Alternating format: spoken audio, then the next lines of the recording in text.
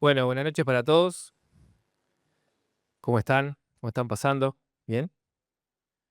Bueno, un placer, un privilegio estar aquí en esta querida iglesia plagada o llena, ¿no? Porque si no serían plaga, ¿no? Llena de amigos, familia, gente querida. Así que, bueno, agradezco mucho la invitación.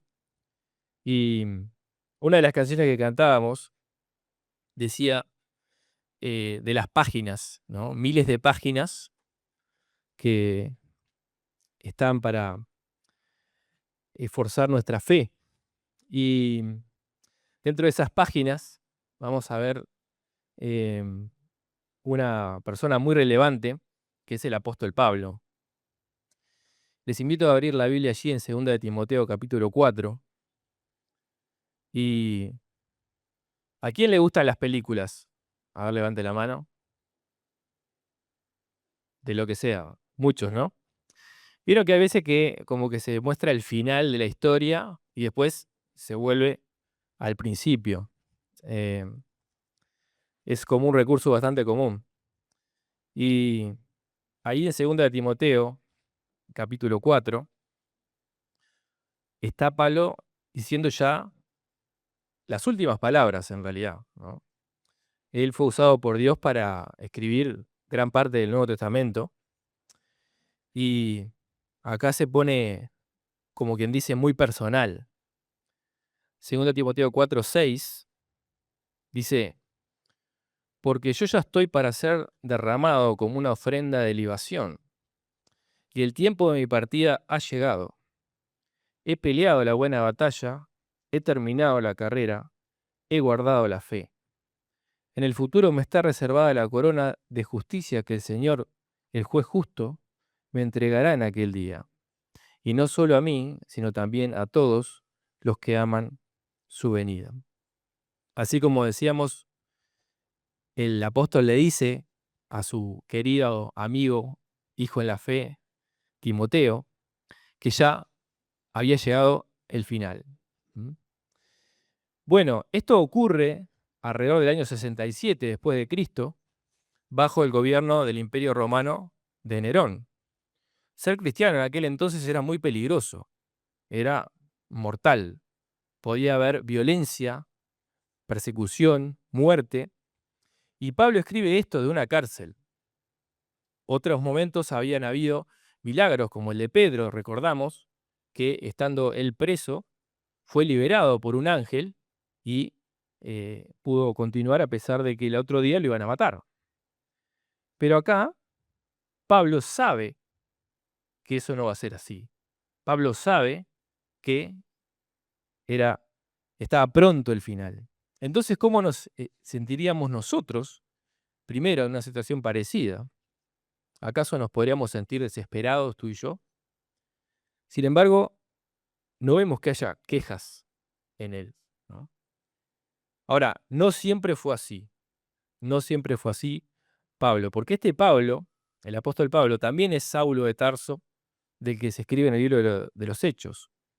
Y este Saulo de Tarso no era ni más ni menos que el enemigo público número uno de la fe cristiana. Encerró cristianos, persiguió la iglesia, asoló iglesias, estaba allí cuando apedreaban a Esteban, el mártir, y autorizaba, aprobaba, estaba de acuerdo con la muerte de Esteban. Pero todo eso cambió de camino a Damasco. Una luz más brillante que el sol del mediodía lo envolvió. Y él, que era un experto en la ley de Dios, podía saber de que eso era la gloria de Dios, la Shekinah, la gloria de Dios. Pero en medio de esa gloria había una voz y había una presencia que él no se esperaba. Saulo, Saulo, ¿por qué me persigues? Dura cosa te es dar coces contra el aguijón. Y este Saulo de Tarso, que también es Pablo, dice, ¿quién eres, Señor? Y ahí está la frase que lo desarmó. Yo soy Jesús, a quien tú persigues. Entonces él no esperaba eso. Él estaba justamente persiguiendo ese nombre. Era el enemigo. Y entendió, no estaba luchando contra hombres, estaba luchando contra Dios mismo. Y eso quebrantó su vida completamente. Y si hay una conversión eh, ejemplar que vemos en la Biblia es la de Saulo de Tarso. Porque de ser alguien que perseguía la fe cristiana, se transforma en su principal defensor y promulgador. Al decir de sus palabras mismas, dice, lo que antes era para mí ganancia, ahora lo considero una pérdida por amor de Cristo. Entonces, pensando para nosotros, en primer lugar, no hay corazón demasiado duro que Dios no pueda transformar. Y no hay un pasado tan sucio, tan pecaminoso, que Cristo no pueda limpiar. Y también, si estás confiando en alguna otra cosa, hoy podés rendirte a los pies de Jesús. Bueno, a partir de aquí, de este momento que recordamos de esa conversión, comienza la carrera de Pablo, ¿sí? Y como resumen podemos pensar, durante 30 años más o menos de ministerio, recorre miles de kilómetros, cuando sabemos que no había ni autos, ni aviones, ni nada, o sea, era a pie, o en el mejor de los casos a caballo. Visita decenas de ciudades de ese mundo antiguo del Imperio Romano, planta muchas iglesias, inicia muchas iglesias y forma discípulos, ¿sí? Se calcula que fueron 15.000 kilómetros, ya sea en barco, caballo o a pie, ¿sí? Y bueno, fundó muchas iglesias, hubo cientos que fueron ganados directamente por él y miles indirectamente a través del poder multiplicador del Evangelio. Eso, a grandes rasgos, lo que fueron los frutos, digamos, de la vida de Pablo. Pero esto vino también, o sea, parte de lo que fue su vida, además de esos frutos, de esos buenos resultados, azotes, cárceles, naufragios, hambre, soledad. ¿Mm? Todo eso vino también asociado. Por ejemplo, 2 Corintios 11:27 dice, en trabajo y fatiga, en muchos desvelos, en hambre y sed, en muchos ayunos, en frío y en desnudez. Ese capítulo de 2 Corintios 11 describe él mismo lo que había sido, ¿no? Hablamos recién en la dirección de los sufrimientos. Y vaya si Pablo los tuvo y conocía de lo que eran los sufrimientos.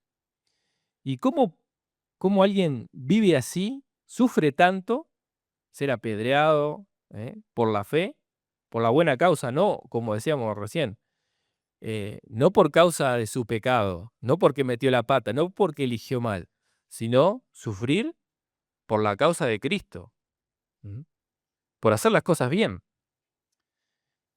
¿Y cómo puede alguien vivir así y seguir adelante? La respuesta, 2 Corintios 6 dice, como entristecidos, mas siempre gozosos, como pobres, mas enriqueciendo a muchos, como no teniendo nada, mas poseyéndolo todo. Entonces vemos que la vida cristiana no es comodidad, pero tampoco es una carga imposible de llevar, porque es Cristo mismo que va a nuestro lugar, a nuestro lado, al lado nuestro, llevando la carga. Así como él mismo lo dijo de Pablo en 1 Corintios 15:10, dice, pero por la gracia de Dios soy lo que soy y su gracia no ha sido en vano para conmigo. Antes he trabajado más que todos ellos, pero no yo, sino la gracia de Dios conmigo. No era él esforzándose para matarse, así como hacía antes, ¿no? Cuando le llamaban Saulo. Y también vemos que Juan lo dice así, ¿no? Sus mandamientos no son gravosos. Y el mismo Señor, mi yugo es fácil y ligera mi carga. ¿Por qué? Porque él mismo la hace fácil. Entonces, si la vida cristiana para ti em, es una carga imposible de llevar, bueno, hay algo que no está bien. Hay algo que hay que revisar allí. La vida cristiana es vivir en el propósito de Dios sostenido por Dios. Ahora, con todo esto, Pablo, uno podría pensar, ¿se la creyó, se agrandó, ¿no? ¿Habrá sido así? Bueno, eh, recuerda que le vino un aguijón, ¿no? No se sabe bien qué era, pero el aguijón en la carne, Dios se lo... ¿eh? Él escribe, para que la grandeza de la revelación no me fuera, yo no me la creyera, bueno, me fue enviado un aguijón en la carne. Y a veces podemos tener aguijones en la carne. Podemos tener cosas diferentes, ¿no? Que son como, pa, y ahí tenemos que actuar como Él, ¿no? Bueno, bástate mi gracia, y poder se perfecciona en la debilidad, que nos podamos tomar de la gracia del Señor. Y Él sabía quién era y sabía lo que había hecho. ¿Mm? Probablemente asesinó cristianos, si no por lo menos eh, fue cómplice, los mandó presos. Eso es pesado, tener eso en la conciencia. Saber que, bueno, el Señor te perdonó todo, pero hay consecuencias. Dejaste quizás familias destruidas, varias. Te conocen como un delincuente. ¿Mm? Es una carga pesada. Eso le podía jugar en contra. Por eso dice también palabra fiel y digna de ser recibida por todos, que Cristo Jesús vino al mundo para salvar a los pecadores, de los cuales yo soy el primero. No se olvidó de dónde Dios lo sacó. No se olvidó de quién era. Eso lo mantuvo humilde, pero también de que Dios le había perdonado. Y esa culpa no lo ahogaba, no lo hundía. Entonces, dos cosas podemos sacar de esto. Cuidado con el orgullo. Cuando las cosas van bien, ¿sí? Recordemos que quiénes somos y quiénes no somos. No somos el que merece el aplauso. No somos el que merece la gloria. No le robemos al Señor la gloria debida a su nombre. La gloria es solo para Él. Pero tampoco nos quedemos con, qué horrible lo que soy una decepción, soy un fracaso. No, no, no. El Señor quiere usarnos a pesar de lo que somos. Todo es por su gracia. Todo es por su gracia. Recordemos cuando nos sintamos así, esa frase, por la gracia de Dios, soy lo que soy. Y llegamos al momento este final, ¿no? Como leíamos al principio, Pablo está en la cárcel solo y con frío. Sabe que va a morir. Dice en ese capítulo que lo habían abandonado. Solamente Lucas, el médico amado, estaba allí con él. Lo demás lo habían dejado. Demas, por ejemplo, lo menciona. Y él no se pone a llorar, como decimos nosotros, ¿no? A quejarse. Dice, yo ya estoy para ser sacrificado. Dice, no me están quitando la vida. Dice, estoy siendo ofrecido. Ese lenguaje de sacrificio es el que se usaba para la ofrenda de libación, la ofrenda derramada, la ofrenda que se derrama. Y visiblemente lo que iba a pasar, según la historia, lo que sucedió fue que Pablo fue decapitado. ¿Mm? Entonces, alguien que podría ver eso dice, bueno, sí, lo están asesinando, le están quitando la vida. Pero él sabía, yo estoy siendo sacrificado. La vida cristiana, querido hermano y hermana, no es conservarse, no es guardarse, no podés guardarte, es entregarse. Es una vida que se derrama para la gloria de Dios. No es morir por accidente, sino vivir intencionalmente para Dios. Dice, el tiempo de mi partida está cercano. Eso de partida habla de un soltar amarras, como un barco, que suelta las amarras y va mar adentro. No es una tragedia, es una transición. ¿Sí? Y la vida cristiana no es conservarse, es entregarse. Y la pregunta es, ¿estás reteniendo tu vida o la estás entregando? El Señor Jesús dijo, el que quiera salvar su vida, ¿qué le va a pasar? La va a perder. Y el que pierda su vida por causa de mí y el Evangelio, este la va a ganar. Y en ese momento, el apóstol Pablo mira su legado, ¿m? Y resume todo en estas 3 imágenes que vemos acá. He peleado la buena batalla. Había estado en una batalla batallando de una manera perdidamente, la de la justificación por las obras. Y tanta gente pelea esa batalla inútil, ¿m? Tratando de cumplir determinados ritos para ser salvo, tratando de guardar una religión. Millones y millones de personas en el mundo, diferentes religiones, la que ustedes quieran, tratando de reconciliarse con Dios, de merecer la salvación. Y eso es vano, porque dice que por las obras de la ley ningún ser humano será justificado delante de Dios. No se puede conseguir la salvación por esa vía. La salvación es Cristo que vino a entregar, a buscar y a salvar lo que se había perdido. Y lo único que tenemos que hacer nosotros es recibir esa gracia y ese perdón y esa salvación. Y alguna pelea tú y yo vamos a dar, ¿sabes? Estamos peleando por algo, quizás por tener un buen pasar económico, la casa, el auto, quizás por tener una buena familia, por tener poder, influencia, por ser popular, ser famoso, por metas personales de profesión, de trabajo, cosas que pueden ser lícitas, ¿verdad? No están mal de por sí. Pero si son el número uno en la vida, es algo terrenal, es algo efímero, es algo que se queda acá.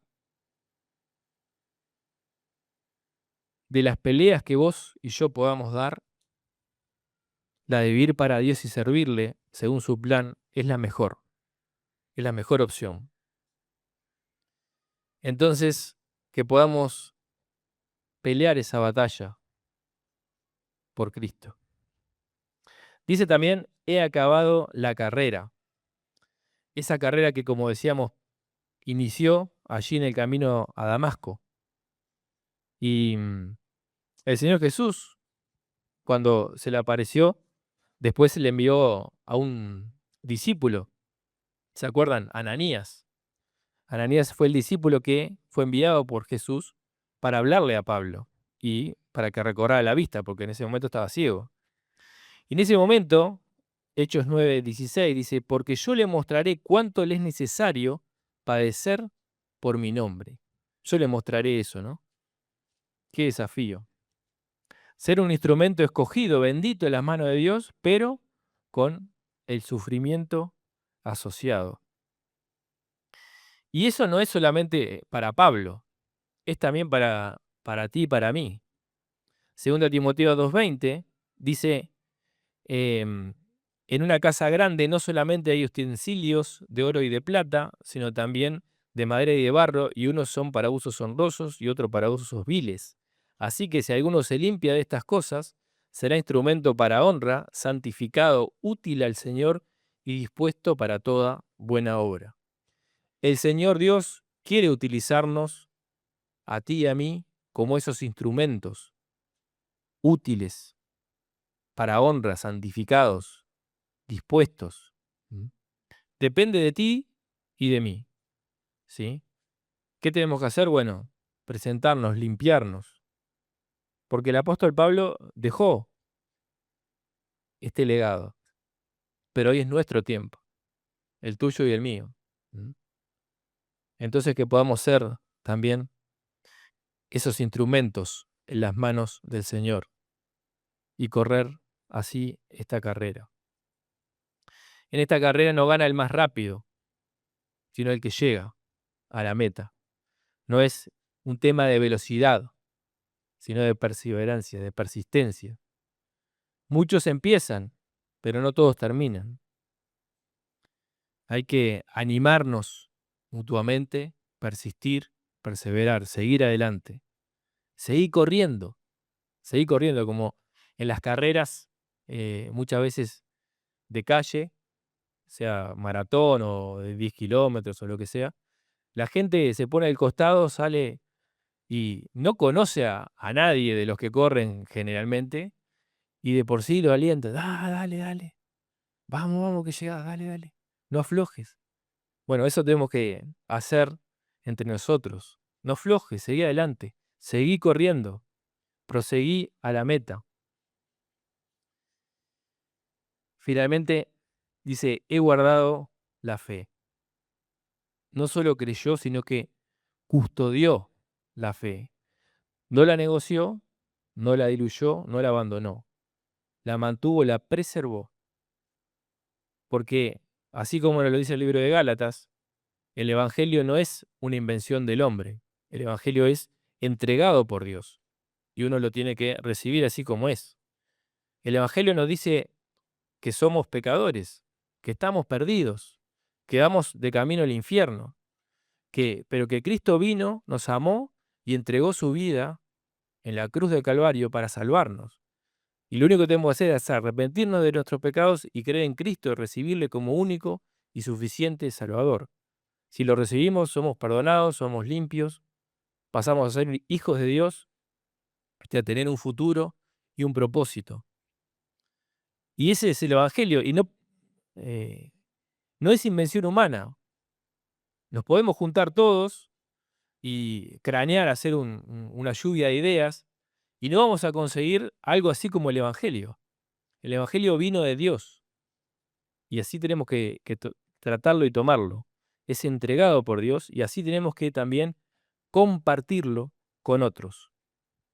Entonces la fe no se negocia, no se adapta, no se abandona. Hay que permanecer en lo que hemos recibido. Mirando estos tres aspectos que vemos de Pablo, ¿en qué estás gastando tu vida? ¿Seguís corriendo o te frenaste? ¿No? Una reflexión. ¿Estás guardando la fe o la estás acomodando por las circunstancias? Finalmente la recompensa. Dice, me está guardada la corona. No dice capaz o quizás. Está seguro. Me está guardada la corona. Porque el que juzga eso es el Señor. Es decir, no son los que me abandonaron, no es Nerón, no es el poder humano político, no es la iglesia, es el Señor mismo. No la gente, no la opinión, no las redes sociales. ¿Eh? Y lo mejor, dice que no es solo para mí, no está pensando solo en sí mismo. Dice, todos los que aman su venida, para ti y para mí también. Entonces, no son solo los que creen en Jesús, sino que los que lo esperan, los que lo esperamos, los que lo deseamos. Si Cristo viniera hoy, ¿te alegraría o te incomodaría? ¿O le dirías, bueno, Señor, déjame primero tal cosa, déjame casarme, déjame recibirme, déjame tal o cual meta, déjame tal o cual cosa? Los que aman su venida son aquellos que pueden decir, para mí vivir es Cristo, el morir es ganancia. Conclusión, Pablo no terminó con aplausos, terminó en una celda y sacrificado, pero aprobado por Dios. Y eso es lo único que importa. Un día también vos vas a llegar al final, no sé cuándo. En ese momento no va a importar cuánto ganaste, cuánto lograste, pero va a importar sí poder decir, fui fiel, te fui fiel, Señor. Lo que importa es ver el rostro de Jesús al final y que ambos, Él, el Señor y vos, sepan que peleaste hasta el final con fidelidad. Que Dios bendiga su palabra.